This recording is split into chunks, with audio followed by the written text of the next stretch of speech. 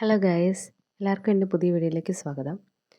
2025 പുതിയ വർഷത്തെ നമ്മൾ വളരെയധികം പ്രതീക്ഷയോടെയാണ് നമ്മൾ വരവേറ്റതല്ലേ.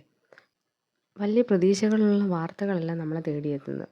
കോവിഡ് എന്ന മഹാമാരി എത്രത്തോളം വലിയൊരു മാറ്റമാണ് നമുക്കെല്ലാവർക്കും വരുത്തിയെന്നുള്ളത്.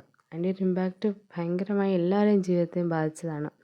എത്ര മനുഷ്യജീവിതങ്ങളാണ് ഇല്ലാതായത്, എത്ര കുടുംബങ്ങൾ ഇല്ലാതായി, ലോകം തന്നെ മാറ്റിമറിച്ചു. ചൈനയിലെ വടക്കൻ പ്രവിശ്യയിൽ HMPV വൈറസ് പടരുന്നതായിട്ട് നമ്മൾ സോഷ്യൽ മീഡിയ പ്ലാറ്റ്ഫോം വഴിയും വാർത്താ ചാനലുകൾ വഴിയും ഭയങ്കരമായിട്ട് ന്യൂസ് സർക്കുലേറ്റ് ചെയ്തുകൊണ്ടിരിക്കുകയാണ്. പക്ഷേ അതിൻ്റെ യാഥാർത്ഥ്യം എന്താണെന്ന് ആർക്കും അറിയില്ല. ഇപ്പോൾ റീസെൻ്റായിട്ട് 2-3 വ്ളോഗേഴ്സിൻ്റെ വ്ളോഗ് കണ്ടപ്പോൾ അവരെല്ലാം പറയുന്നത് ഇതെല്ലാം നെഗറ്റീവ് വാർത്തയാണ്, ഇങ്ങനൊരു സംഭവമേ ചൈനയിൽ നടക്കുന്നില്ലെന്നാണ്. പക്ഷേ എന്ത് തന്നെ ആയാലും HMPV എന്നുള്ളത് വളരെയധികം മാരകമായൊരു വൈറസ് തന്നെയാണ്. HMPVയുടെ പ്രധാന ലക്ഷണങ്ങളെന്ന് പറയുന്നത് ജലദോഷം, പനി, ചുമ, തൊണ്ടവേദന, തലവേദന. 2016 ആദ്യമായിട്ട് HMPV റിപ്പോർട്ട് ചെയ്യുന്നത്.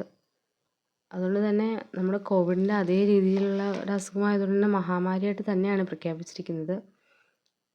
2025 പ്രവചനങ്ങൾ തന്നെ എടുക്കുമ്പോൾ ഒരുപാട് ചാനലുകളിൽ ഇങ്ങനെ പ്രവചനങ്ങൾ കണ്ടു. 2025 ഇങ്ങനെ സംഭവിക്കും, അങ്ങനെ സംഭവിക്കും. അതിനകത്തുണ്ടായിരുന്ന ഒരു മഹാമാരി വരുന്നു. പക്ഷേ ന്യൂ ഇയറിൻ്റെ ദിവസങ്ങളിൽ തന്നെയാണ് ഈ ന്യൂസ് സർക്കുലേറ്റായി അത്രയധികം വൈറലായത്. അതുകൊണ്ട് നമ്മൾ ആ പ്രവചനങ്ങളെല്ലാം സത്യമാണെന്ന് വിശ്വസിക്കുന്ന രീതിയിലാണ് ഇപ്പോൾ വന്നിരിക്കുന്നത്. ആരോഗ്യപരമായ അടിയന്തരാവസ്ഥയാണ് ലോകാരോഗ്യ സംഘടന തീരുമാനിച്ചിരിക്കുന്നത്. ചൈനയിൽ വലിയ രീതിയിലുള്ള അടിയന്തരാവസ്ഥ നടന്നുകൊണ്ടിരിക്കുകയാണെന്നും ന്യൂസുകൾ സർക്കുലേറ്റ് ആവുന്നുണ്ട്. പക്ഷേ യഥാർത്ഥ സംഭവം എന്താണെന്ന് ആർക്കും അറിയില്ല. ചൈനയാണല്ലോ, അപ്പോൾ തന്നെ നമുക്ക് ഊഹിക്കാം. ഒരിക്കലും യഥാർത്ഥ ന്യൂസ് പുറത്ത് വരില്ല. കോവിഡ് വന്നപ്പോൾ തന്നെ അവരുടെ മരണസംഖ്യ എത്ര ആയിരുന്നെന്നോ എന്താണ് അവിടെ സംഭവിച്ചതെന്നോ പുറംലോകം അറിഞ്ഞിട്ടില്ല. അങ്ങനെയുള്ളപ്പോൾ ഇങ്ങനൊരു വൈറസ് സ്പ്രെഡ് ആവുന്നതിനെ പറ്റിയും നമ്മൾ ന്യൂസ് ചാനലുകൾ അത്രയും ഭീതിജനകരമായ രീതിയിലാണ് ന്യൂസുകൾ വന്നുകൊണ്ടിരിക്കുന്നത്. എന്താണ് HMPV? HMPV എന്ന് പറയുന്നത് വൈറസ് തന്നെയാണ്. കോവിഡ് പോലെ തന്നെ ഒരു വൈറസാണ്. ഹ്യൂമൻ മെറ്റാന്യൂമോ വൈറസ് എന്ന് പറയുന്നൊരു വൈറസാണ്. നമുക്കറിയാം കോവിഡ് വന്നപ്പോൾ എത്രത്തോളം നമ്മളെ എല്ലാവരെയും ബാധിച്ചതാണെന്ന്. അത്രയധികം പ്രശ്നങ്ങളും അത്രയധികം സാമ്പത്തികമായിട്ടായാലും മാനസികമായിട്ടായാലും ഒരുപാട് ആൾക്കാരെ അത് ബാധിച്ചിരുന്നു. മരണസംഖ്യയാണെങ്കിൽ അതിൻ്റെ ഇരട്ടിയായിരുന്നു. അതിൽ നിന്നൊക്കെ റിക്കവർ ആകാൻ നമുക്ക് അത്രയും സമയമെടുത്തു. അപ്പോൾ അതുപോലൊരു അവസ്ഥയെന്ന് പറഞ്ഞാൽ നമുക്ക് ചിന്തിക്കുന്നതിൽ അപ്പുറമാണ്.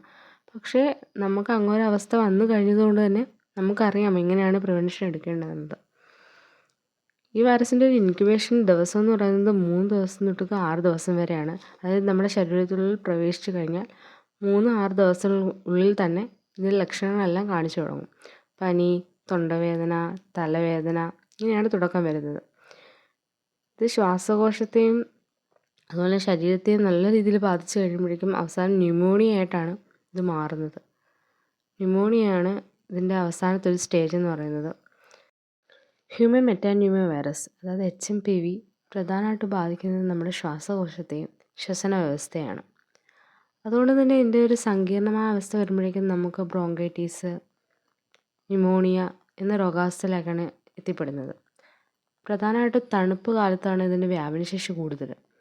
അതുകൊണ്ട് തന്നെ നമ്മുടെ മുതിർന്നവരെയും കുട്ടികളെയൊക്കെയാണ് ഏറ്റവും കൂടുതൽ ഇത് ബാധിക്കുന്നത്. പ്രതിരോധശേഷി കുറഞ്ഞ ആൾക്കാരെ ഇത് പെട്ടെന്ന് ബാധിക്കും.